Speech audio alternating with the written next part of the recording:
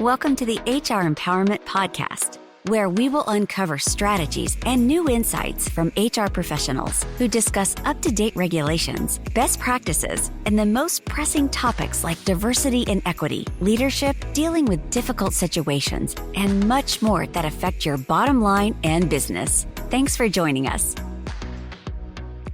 Hey everybody, welcome back. Wendy Sellers here, the HR lady. We are here today to talk about accountability and project execution. Oh, I'm so excited. We have an expert today, Jeffrey Lambert, who is an expert at delivery strategist. I'd love to hear more about that. Project mentor and a leadership coach for teams who are tired of spinning their wheels. Who the heck isn't? Jeffrey, welcome to the show. Hi, Wendy. How are you today? I'm doing great. Hey, thanks for coming. Tell our listeners about yourself and how you got to where you are now. Sure. Thank you for having me today. Yeah, I spent the first half of my career in IT, so both hardware, software, progressive roles. And then I took a brief break and actually went out on my own and ran a few businesses, but then came back into the IT world on managing teams and really fell into project management. One of those things where I'm pretty detail oriented and organized, and someone said, "Hey, you'd be good at this job," and the manager of the PMO job had opened up, and so that's how it all started. And so it's been about 20 years now that I've been more than knee deep into project management of all different types of engagements. So not just IT, but marketing, facilities management, HR initiatives, et cetera. Yeah, I mean, it's project management. I mean, everything's a project, right? I want to talk about, why so many initiatives stall despite there being talented people and really good intentions. And so my first question for you, Jeffrey, is that, many leaders spend their days managing tasks, managing meetings, managing employee activity, yet the projects still fail or they fall behind. What's the difference between managing an activity and leading delivery? Sure, great question. So as a project manager, a program manager, a leader of a project, it is our job to bring everyone together, to orchestrate. And so it's to coordinate the team, and it's also then to be coordinating their managers, the tactical level, as well as the senior leadership, and have everyone on the same page. So the first reason is often why does a project go sideways and get derailed is not everyone's on the same page and understanding what the purpose and the mission is. And, is a project charter in place? And from there, it's how are things communicated out? At the different levels, at the team, at the steering committee, and at this executive level leadership stakeholders. So there's is a communication model in place. And then finally, the skill sets. So if they bring certain skill sets to the table, I've seen it where people struggle because they're matched up to a particular role or task or a job that just isn't exactly what they do. And so oftentimes when I go in to reset a program, it's those three things that I just mentioned, as well as others that could be taking place. But really, it's not having clarity, not being aligned with stakeholders and everybody on the same page and who the decision makers are and the owners. And then it's making sure that people are matched up to the roles correctly. Yeah, that's a huge one. And especially, most of our listeners are HR or learning HR. And it's so important that we actually, I don't know, have these things called job descriptions. And we should also align them to project management too, to say, do they have the right knowledge, skills, and abilities, and the behavioral attributes too, which is something that we can help you with at Aurora Training Advantage, which is hosting our podcast. Talk to me a little bit. I'm going to throw you off game here. A little bit about the role of accountability versus, micromanagement. Does that ever seem to be a problem as well? So it can be, again, in touching upon the role of project managers, program managers, is our job is not to do all the tasks. It is not to do all the work. Our job is to enable and empower people on the team to be able to do what they do best. And part of that is working alongside, again, the next layer up, tactical managers who help us remove obstacles, get resources aligned, help solve problems, identify how to mitigate risk. In order for leaders at the mid-level or high level to be able to help, the project manager is a control tower, and therefore the team needs to be left alone, okay, so that they can do their work and do their job. And so they need to know that they're in a safe place. And so what does safe mean?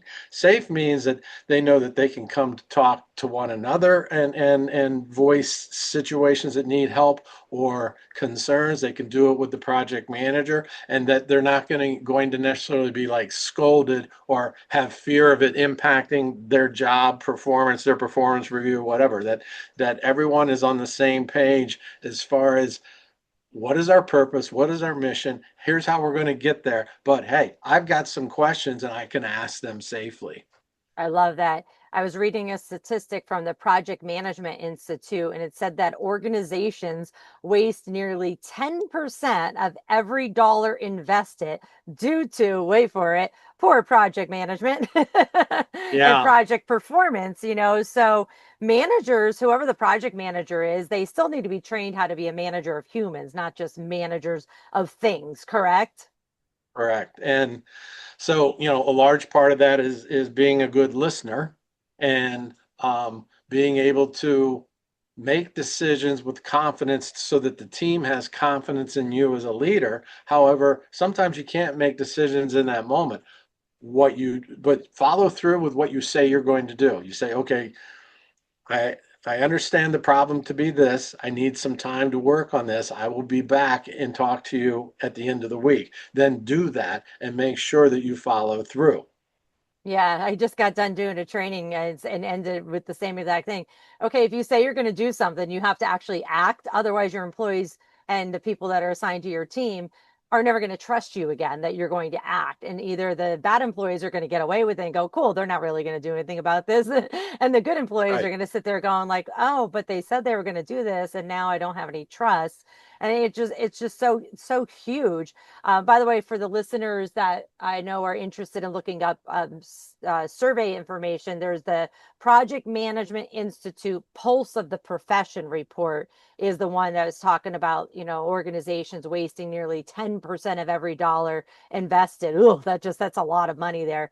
They also say that organizations with strong project management practices are significantly more likely to meet goals and stay within budget. And so this is why, folks, it's so important to train your project managers how to manage the humans, and then your managers how to, kind of be project managers too. So my second question for you is talking about fast growing organizations. They often resist structure because they fear it will create bureaucracy. So what are your beliefs on how can leaders build accountability and clarity without slowing their teams down in this bureaucracy? Sure. And so that's a good segue off the other question as well, because oftentimes when I go into an organization to help stand up a PMO or project management office, there can be resistance from senior leaders saying, oh no, all right, so now this is more steps we're going to have to go through. And it's, kind of like when you have to take a document to legal to get reviewed and nobody wants to do that.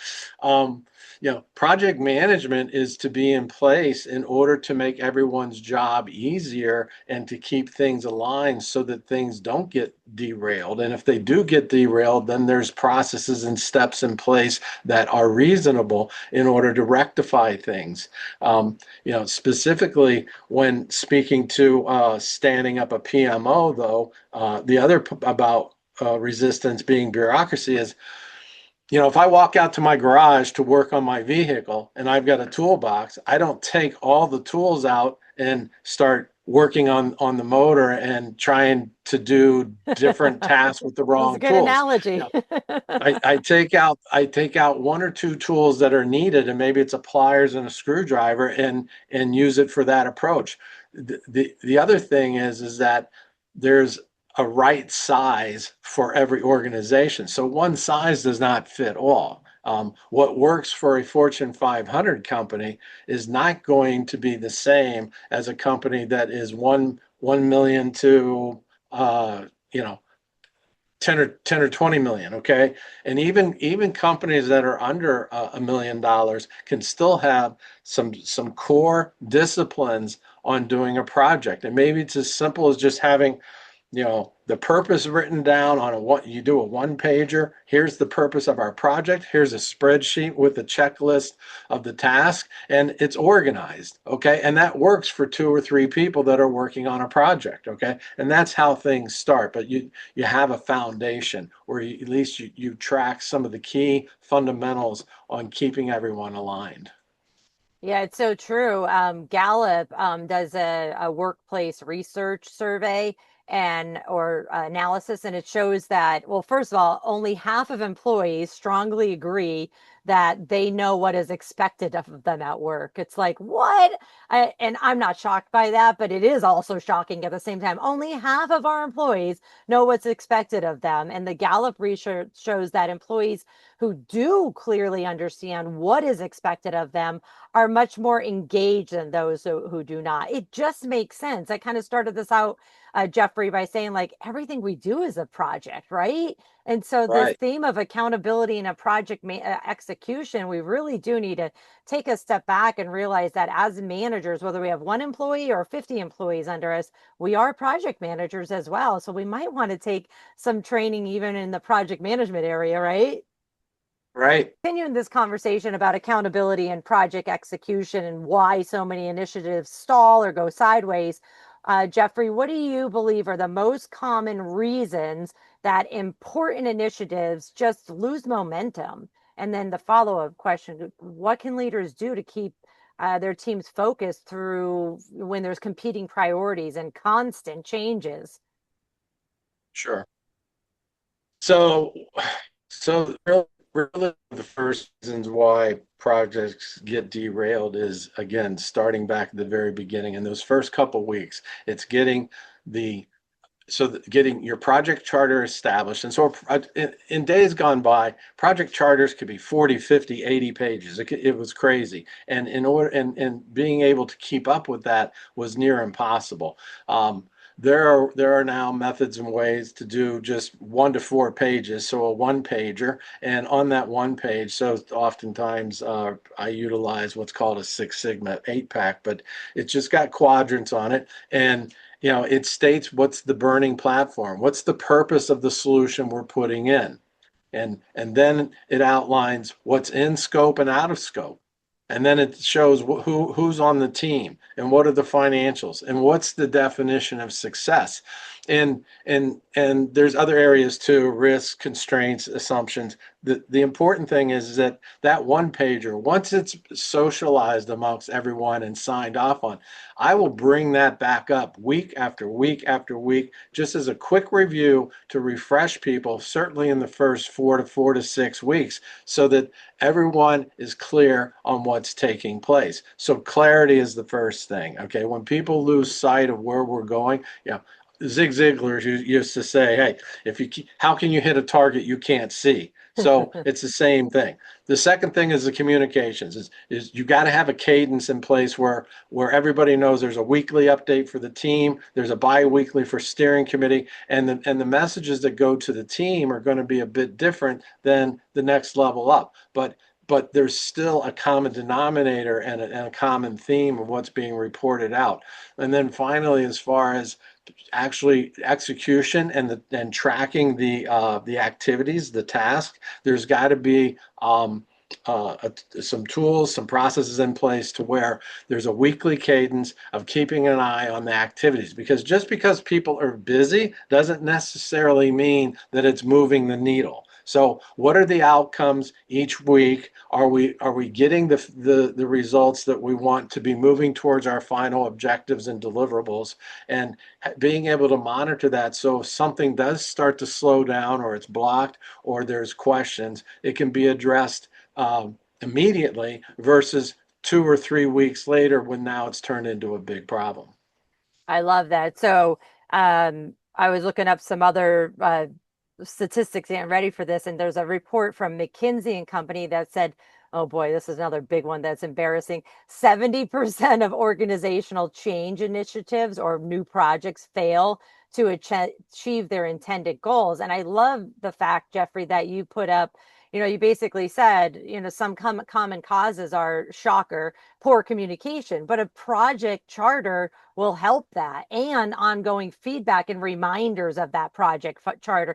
It's the same in the rest of HR world, where I say this, and listeners probably hear it all too often from me and other people too, is like, okay, do you have a job description? When's the last time you updated your job description? If you Right. made changes, do your employees actually know? Do they think your job description's serious? Well, this is also important for the project charter. And I certainly, for one, I didn't know what a project charter was for a very, very long time, because I just thought, oh, I'm not into project management. And then I realized, oh, everything we do is a project. So it's so important. So folks, if you don't Sure. know what a project charter is, make sure that, you get with, follow Jeffrey online, follow Project Management Institute, but give a recap of what he kind of said before, is about the goals and the objectives, the scope, who's involved, who's the stakeholders and the roles. And then if the employees are in charge of budget, the budgetary constraints need to be in there too, right? Anything I'm missing there? Absolutely. Timeline, right? Timeline as well.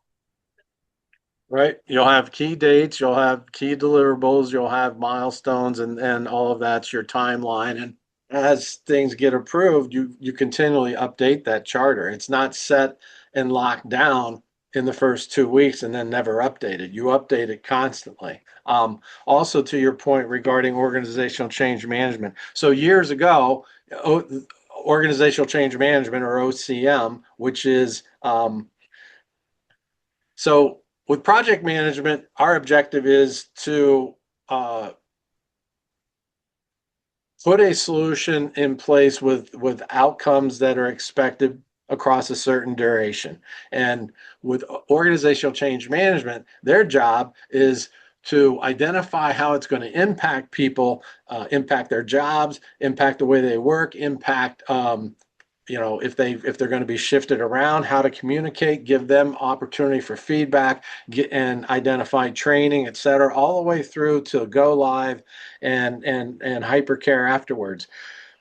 In years gone by, oftentimes you'd be two months out or a month out from go live, and all of a sudden someone would say, hey, did you talk to change management? No, it doesn't.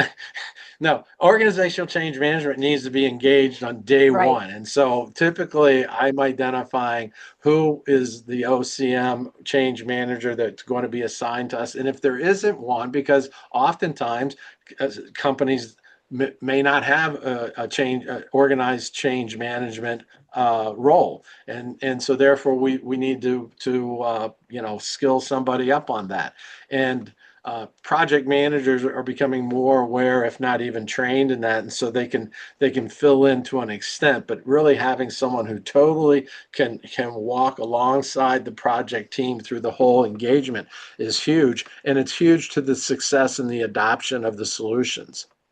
Yeah, I love that. I love that. Most of our listeners are HR folks. We could learn a lot from project delivery experts like you, including change management, but really communication, which HR knows. We say that over and over and over again. But I just want to circle back on role clarity, letting everybody know, that their roles may be changing, or just what the heck their role is, especially for people who have been there forever. They may still think their role was from 5 years ago, and that's not what our expectations are. So here, I have a random question for you. What's the first sign, or a sign, that a project is in trouble? The first sign that a project is in trouble. So if I'm looking at it from the outside coming in to assist and identify, if I'm triaging, It's going to be if executive leadership or senior leadership wants answers to a project and nobody has answers, or they're getting different stories from different people. And so that's one of them. I think one that could be more glaring is if all of a sudden the financials take a sharp turn and it wasn't really being watched for a few weeks. That's another. Morale issues can be Yes. something. We live in a world where more and more companies are operating leaner and leaner and leaner every year. And so the days of having dedicated 100% people, full-time resources on projects is more of a luxury. Okay. And so therefore people still have their day jobs. And so to your point regarding job descriptions, someone can be working in accounting and I need them 6 hours a week on our project as an SME. And so we need to be prepared when they come in. But, when they come on board, I need to have project descriptions, albeit they may be shorter, but here's what your role is on this project so that there's guardrails so that we don't go beyond their 6 hours Yeah. and drag them into things without talking to their manager, and also so that they're clear when they come in. So, strong point that you bring up there as far as, people need to understand what it is that's needed for them so that they contribute well and can balance their day job. Right. And so if we're missing deadlines, for example, and we can't automatically just point our finger at that person and say, "Oh, you didn't have any ownership in this," or they said, "No, I had ownership, but I already went over the 6 hours that was allotted to me, and now I have major conflicting priorities over here." So it's so important to identify the role, their main role, and then their additional role. And there's also this thing, well, you tell me, Jeffrey, like the shiny object syndrome, like, "Oh, I'll help you over here. Oh, it's getting too deep. Now I'm going to run away." Right, yeah. Um, and I've had those situations, and honestly, I go into them knowing that everyone had good intentions, and always assume people have good intentions until I sort it out and get to the root cause. But if someone actually did get pulled into something else, then all right, so it's a learning situation. All right, look, in the future, if this happens, you need to come talk to us, me, and let's figure this out if your help is really needed. And if so, can we get extra hours for you? But here's the reason why you have to stay focused on your area. And again, it's you don't want people to we don't want people to get burned out. We don't want their manager to be upset, because then if their manager is not directly involved with like the steering committee, they may not want to help out on projects in the future. So Right. it's about relationships all the way around as well.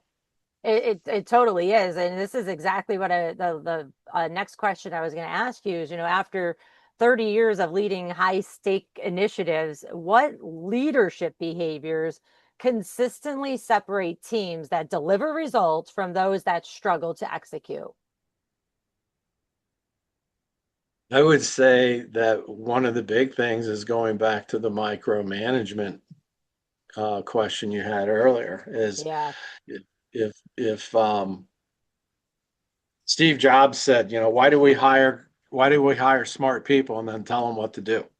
Um, so you can give instructions out, but you have to let people do what they do best. And I mentioned, okay, you know, uh, empowering and enabling people to do their job. Well, within a project, we establish a framework and a governance right in the first couple of weeks. So the charter is part of that. The communication model is another part of that.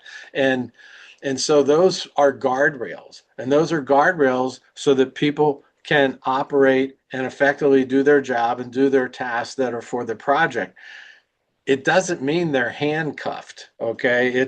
I truly believe in freedom in the framework so that people can have that creativity that's needed. People can do the work that needs to be gotten done. And if people are, and what comes with that is accountability and responsibility. So they know, all right, I'm responsible for this and there will be consequences. However, if all of this is communicated out and people understand that you know, you're adults. You can get your work done, and you need to raise your hand if something doesn't seem right or you need help. And therefore, um, that's what comes with this of having the freedom. Yeah, absolutely. Another Gallup statistic in their research, it consistently shows that managers account for approximately 70% of the variance in employee engagement. So that can go good or bad, right? If you have somebody who, you've already mentioned a few times that it comes down to communication. It's not about just balking orders, and it's about ownership versus blame and building trust, right? Leadership Correct. habits that are consistent, transparent, but then also personalized to each person that works there. That is what's going to help build trust and accountability. If I, as your employee, or even if I'm just temporarily reporting to you on a special project a few hours a week, if I don't feel that you're being transparent with me, AKA the project charter, dates are moving constantly and you're not telling anybody why, I'm probably going to peace out a little bit and find a reason to go back to my other team so that I don't have to work with you. What are your thoughts on that? Wow. And when you say I Like as like if I was just like the accounting example that you oh, okay. gave. So I actually report to somebody else, but you need me on your special project for 6 hours a week. And now I'm going, I don't really know you. I don't trust you. I don't feel like you're being transparent. Let me find a way to say, I can't do this. I have too much of a heavy schedule. Yeah, no, you're exactly right, because the responsibility and accountability piece also goes upwards. All right. So if I've laid out a framework and a governance and a communication model, but then I don't follow it and I expect everybody else to, Yeah. yeah, my reputation's going to go downhill fast. The word will get around, and yes, people won't want to be on projects with a project manager who operates that way. Um, Yeah. the project manager is there to not only just orchestrate for the team, but to orchestrate in alignment with stakeholders, and honestly to hold themselves accountable. You know, doing what you say you're going to do, being there to help remove obstacles, to back up your team, to help them find answers, and also raising your hand if in fact you missed something, if you were late or you didn't follow through on something. So it's a two-way street. Yeah, it absolutely is. And communication is so part of it. And it's hard. I mean, I'm the HR lady, and I'm going to tell you, humans are difficult and humans are hard. But sometimes we have to grab that mirror and look at ourselves and say, well, you know what? I might be part of the problem here because I'm expecting a miracle, but I forgot that this person has never worked on this type of project before. And I might need to communicate with them differently and give them training as well. Right. So this has been an amazing conversation because again, I've already said it. Everything we do is a project, so we really should be starting with the project charter. It doesn't have to be super complicated, but for the most part, many of our businesses are using technology. So at a minimum, you can have some kind of simple Excel sheet based project charter, or you could have some very complicated things, but the employees still need to be able to access them to say, oh, something changed. Let me dive into this to find out why, versus something changed and nobody told me. Right. Right. Exactly. Well, before we wrap up, Jeffrey, are there any, like resources, books, courses, or organizations that you'd recommend for our listeners diving deeper into the topic of accountability, specifically with project management? Sure. Well, for starters, I've got a division I've just put together within my own company. So my company is Blue Fusion Partners. We have Fusion Pro, and so fusionpro-pm.com/FAQs for frequently asked questions. We have a giveaway there for everyone. And so it's top 10 questions for new project managers, as well as there's a template for building out a project scope, as Oh, well as a nice. template for doing stakeholder identification and alignment. And then you can find me on LinkedIn at JK Lambert. That's my my handle for Jeffrey K. Lambert. As far as other resources, there's a lot of great ones out there. PMI, Project Management Institute, is a strong Yes. one. And as far as different organizations, there's another one called Global PMO. And then if you're in the Europe region, there's Prince 2, which is another methodology. And of course, then there's a whole other variety of things in the software development space. So like Scaled Okay. Agile Framework, and so SAFe, it's also known as. And then you can look up things such as like Kanban, Kanban, which is a methodology that's more visual and cards on a whiteboard. These are all different types of approaches. And then again, we're launching a whole series of digital products and training sessions as well. So Excellent. Well, I'll make sure that we have your LinkedIn profile and your company website. And folks, is some of this stuff sounds very complicated, but just start small and just make sure that communication and transparency and sharing the expectations with all employees is so important, and so that they will run to you instead of running away from you. So Jeffrey Lambert, thank you so much for being here. Thanks, everybody. I hope this information has been helpful. Take care, and thanks for joining us. Thanks, Jeffrey. Wendy, thank you very much.